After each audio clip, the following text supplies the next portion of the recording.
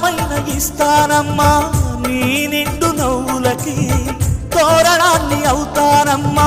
నీ ఇంటి వాకిలికి అరచేతుల్లో పెంచానమ్మా చిన్నప్పుడు అమ్మవుతుంటే చూస్తున్నా నేను నిన్నిప్పుడు